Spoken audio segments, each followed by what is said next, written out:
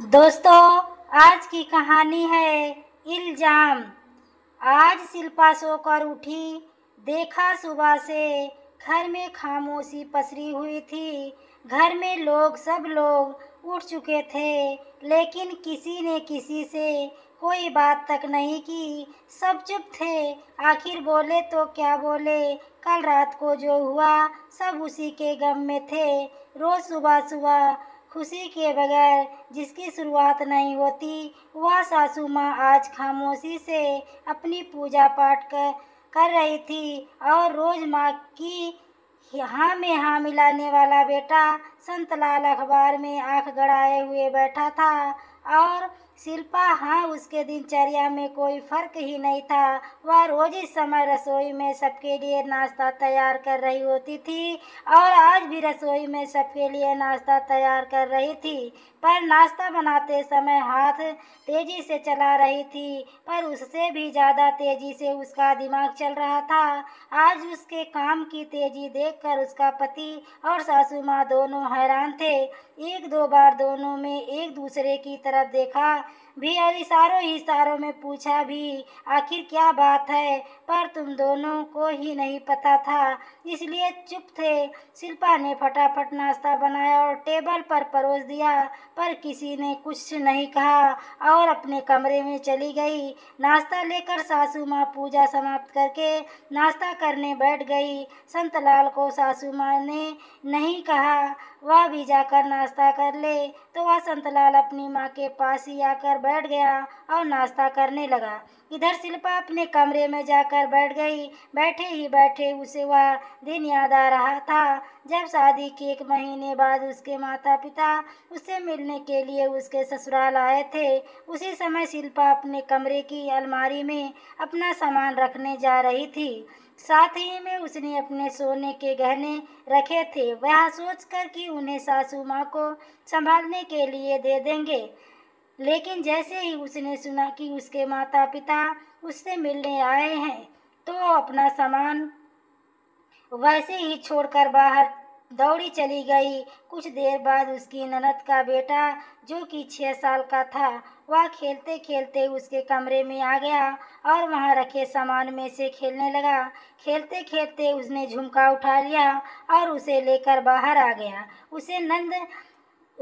उसकी नंद सुमन ने देख लिया और फटाफट उसे लेकर अपने आंचल में छुपा लिया। देर बाद अपनी मम्मी को पानी वगैरह देने के बाद अपने कमरे में आई, तो उसकी मम्मी ने टोका, शिल्पा, तुम गहने ऐसे कैसे रख रही हो बेटा? ऐसे सामान खुले नहीं छोड़ते, इन्हें संभाल कर रखो। जी मम्मी जी, आप बैठो तो सही। कहते कहते शिल्पा गहने उठाने लगी तो हैरान रह गई। उसका झुमका गायब था। वह फटाफट अपना हाथ घुमाने लगी तो उसकी मम्मी ने कहा, क्या ढूंढ रही हो बेटा? मम्मी, मेरा सोने का झुमका नहीं मिल रहा है। वह जो आपने दिया था यहाँ यहीं पर तो रखा था। घर के अंदर आते हुए सासू माँ ने सुन ली और उन्होंने एक पल नहीं लगाया हंगामा करने में। कमरे में आते ही चिल्लाते हुए बोली, तुमने ऐसे कैसे झुमका हेरवा दिया बहू? तुम इतनी लापरवाह हो सकती हो, कैसे हो सकती हो? उनकी आवाज़ सुनकर शिल्पा एकदम चुप हो गई। तो उसकी मम्मी बोली, समधन जी, थोड़ी शांति रखिए, यहीं कहीं रखा होगा। माफ़ करना समधन जी, आपने अपनी बेटी को कुछ भी नहीं सिखाया। इसे यहाँ तक कि इसे नहीं पता कि अपने सोने के गहनों को इस तरह लापरवाही से नहीं रखते। यशोदा जी इतनी जोर से चिल्ला रही थी कि उनकी आवाज़ में सुनकर शिल्पा के पापा और संतलाल दोनों कमरे में आ गए। शिल्पा की मम्मी ने हिम्मत कर यशोदा जी से कहा, अभी थोड़ी देर पहले इस कमरे में से बच्चा खेलते हुए बाहर आया है, क्या पता उसने ही कहीं। खबरदार समधन जी, चोरी का इल्ज़ाम मेरे नाती पर लगाया।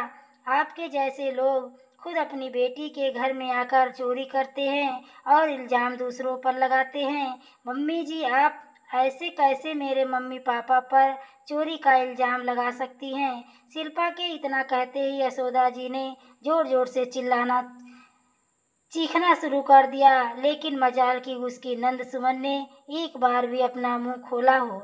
यहाँ तक कि जब वह छोटा सा बच्चा आगे बढ़कर कुछ बोलने लगे तो उसने उसे खींचकर दूसरे कमरे में ले गई। यह कहते हुए छोटे बच्चे पर इन सब बातों का गलत असर होता है। बात बढ़ती देख शिल्पा के माता पिता ने हाथ जोड़ लिए और वहां से रवाना हो गए। जब शिल्पा उसके साथ जाने को हुई तो उन लोगों ने उसे समझाकर अपनी कसम देकर वहीं रोक दिया। उसी दिन के बाद से उसने मायके की शक्ल तक नहीं देखी, क्योंकि सासू माँ ने सारे रिश्ते खत्म कर दिए थे। संतलाल अपनी माँ की बात कभी जवाब नहीं दिया था। नंदोई जी घर पर खाना खाने आए हुए थे। वह सब लोग उठकर बैठकर खाना खा रहे थे और शिल्पा सबको खाना परोस रही थी, जबकि नंद सुमन का बेटा खाना खाकर अपनी मम्मी के मोबाइल पर गेम खेल रहा था। उसी समय नंद ने शिल्पा की बनाई खीर की तारीफ की तो पता नहीं यशोदा जी को क्या सूझी, जो उसी समय शिल्पा को ताने मारने से बाज नहीं आई। अरे खाना बनाना तो मैंने इसे सिखाया है, नहीं तो इसको आता ही क्या था। आखिर चोरों के खानदान से जो ठहरी, इसके मम्मी पापा को तो अपनी ही बेटी के ससुराल में आकर बेटी का झुमका चुराते शर्म नहीं आई। यह बात नंद का बेटा भी सुन रहा था, जो उसी समय मोबाइल पर गेम खेल रहा था। फिर पता नहीं उसे क्या सूझा, मोबाइल पर गेम खेलते खेलते ही वह शिल्पा से बोला, मामी जी आपके मम्मी पापा चोर हैं क्या। छोटा सा बच्चे की बात शिल्पा के दिल में तीर की तरह छूट गई। सासू माँ हंसते हुए बोली, और नहीं तो क्या, इसके मम्मी पापा कर ही क्या सकते हैं, जो बेटी के सोने का झुमका चुरा कर ले गए। लोग बेटियों को देते हैं, इसके माता पिता बेटियों का झुमका चुराते हैं। कुछ सोचते सोचते वह अपनी मम्मी की फोटो मोबाइल गैलरी से निकालकर शिल्पा के पास आकर बोला, मेरी नानी ने भी कितना सुंदर झुमका दिया है मेरी मम्मी को। दिखाता हुआ उसने मोबाइल शिल्पा के सामने कर दिया। उसी फोटो में नंद सुमन के कान में जो झुमका था उसे देखकर शिल्पा चौंक गई। वह तो उसका ही झुमका था। उसने गुस्से में नंद की तरफ देखा तो उसके मुंह का निवाला मुंह में ही रह गया। समझ गई कि बेटा ने यह फोटो दिखा दिया जिसमें उसने शिल्पा का झुमका पहन रखा था। उसने मोबाइल लेकर सासू माँ के हाथ में दिखाते हुए कहा, यह झुमका दीदी के पास कैसे आया। सासू माँ, यह तो मेरा झुमका है। उस झुमके को देखते ही सासू माँ की सिट्टी पिट्टी गुम हो गई। सच में वह शिल्पा का ही था।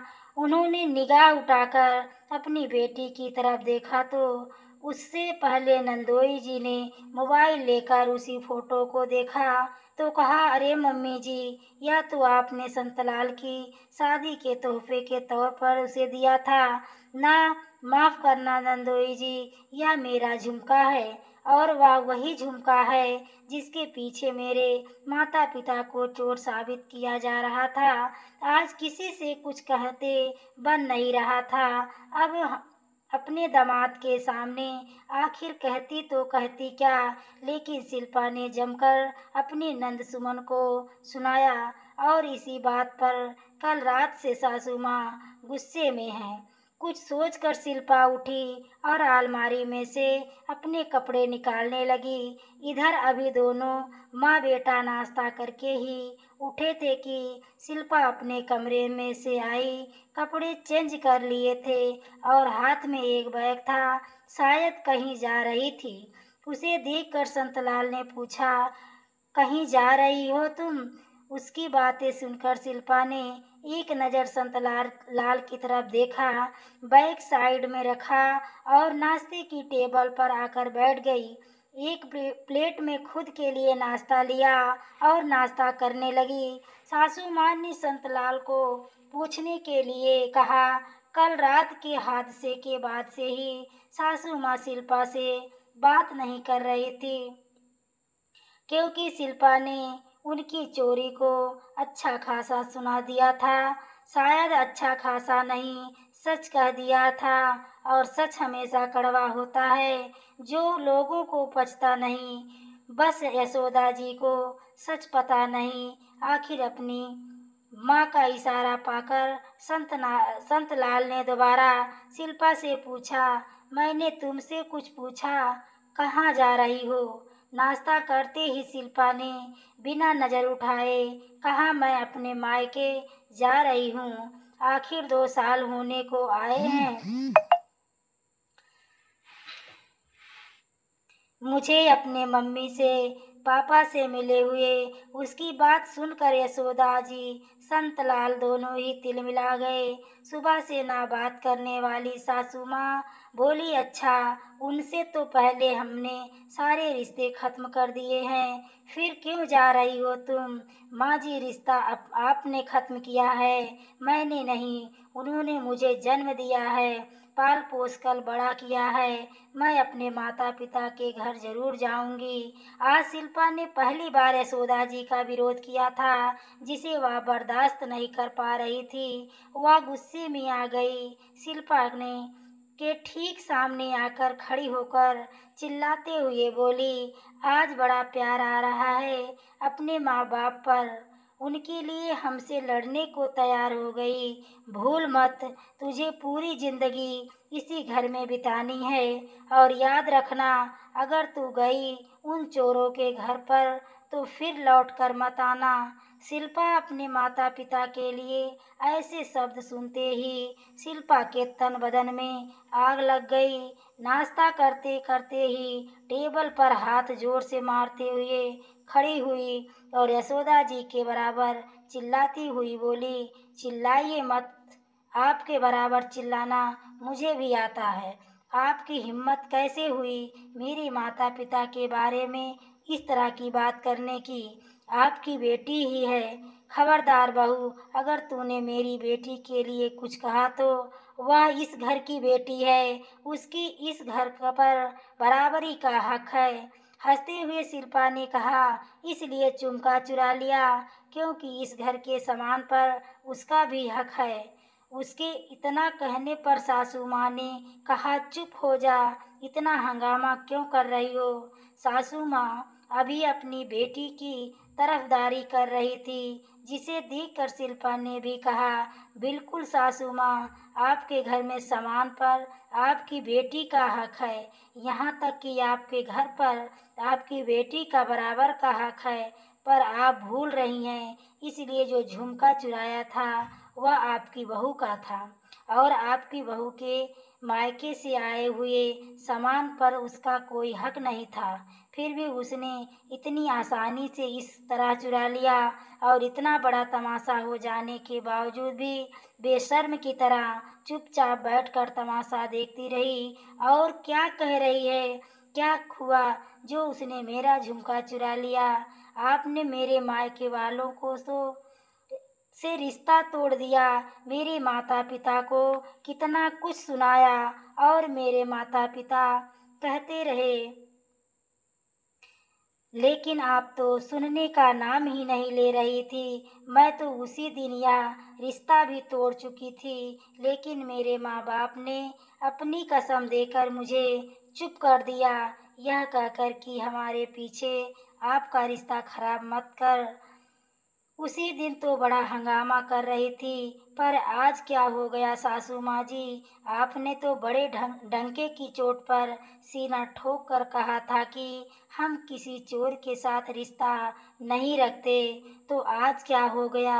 आज आपकी बेटी चोर साबित हो चुकी है, अब उससे कब रिश्ता तोड़ेंगी? अब की बार यशोदा जी थोड़ा ठंडा पड़ते हुए बोली, बहू, वह मेरी बेटी है और खून के रिश्ते ऐसे नहीं तोड़े जा सकते।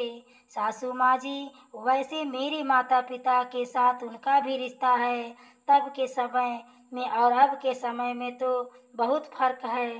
सासू माँ, तब मेरे मायके वाले थे और अब आपकी बेटी है, खुद की बेटी से रिश्ते तोड़ते नहीं बन रहे हैं और बहू के मायके वालों से रिश्ते तोड़ने में एक पल भी नहीं लगाया। बस अब और नहीं मुझे रोकने की कोशिश भी मत करना। जिस दिन अपनी बेटी से रिश्ता तोड़ लेना उसी दिन बोल देना, कहकर शिल्पा अपने भाई की तरफ बढ़ी और अपना बैग लेकर घर से रवाना हो गई। यशोदा जी गुस्से में मोबाइल उठाकर बोली, इसके माता पिता को ही फोन कर दो। जब दो चार खरी खोटी सुनाएंगे ना तो अपने आप ही अपनी बेटी को अपने घर से आने पर रोक देंगे। कहते कहते उन्होंने संतलाल की तरफ देखा। संतलाल भी हाथ जोड़ लिए। माफ करो माँ जी, मैं उस दिन भी कुछ नहीं बोला था, आज भी कुछ नहीं बोलूँगा। शिल्पा गलत नहीं है, आप अपनी बेटी के बारे में सुन नहीं पा रही हैं, जबकि असल में चोरी उसने ही की थी। शिल्पा से कैसे उम्मीद करे कि अपने माता पिता का अपमान सहकर वह चुप रह जाएगी। भगवान के लिए अपना बुढ़ापा खराब मत करो। संतलाल भी अपने कमरे में चला गया। संतलाल जी कुछ कहते ना बना, क्योंकि आज पहली बार बेटे ने भी पलटकर जवाब दिया था और संतलाल के पास मोबाइल को एक तरफ रखने के अलावा कोई और चारा नहीं था।